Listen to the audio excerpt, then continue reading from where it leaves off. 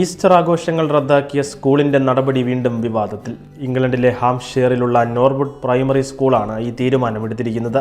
വൈവിധ്യമാർന്ന മതവിശ്വാസങ്ങളെ ബഹുമാനിക്കുന്നതിനാണ് ഈസ്റ്റർ ആഘോഷങ്ങൾ റദ്ദാക്കിയതെന്ന വിചിത്രമായ ന്യായമാണ് സ്കൂൾ മാനേജ്മെന്റ് ഉന്നയിക്കുന്നത്. സ്കൂൾ അധികൃതർ മാതാപിതാക്കളെ നേരിട്ട് വിളിച്ച് ഈ വിവരം അറിയിക്കുകയായിരുന്നു.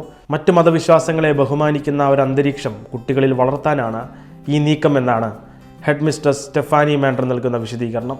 സ്കൂളിന്റെ തീരുമാനത്തെ വിമർശിച്ചുകൊണ്ട് നിരവധി ആളുകളാണ് സോഷ്യൽ മീഡിയയിൽ രംഗത്തെത്തുന്നത്. ആഘോഷങ്ങൾ മുടക്കിയല്ല, നടത്തിയാണ് കുട്ടികൾക്ക് മാതൃകയാകേണ്ടത് എന്നായിരുന്നു ഒരാളുടെ പ്രതികരണം. സ്കൂൾ ദീപാവലി, ഈദ്, ക്രിസ്മസ് എന്നീ ആഘോഷങ്ങൾ മുമ്പ് നടത്തിയിരുന്നു.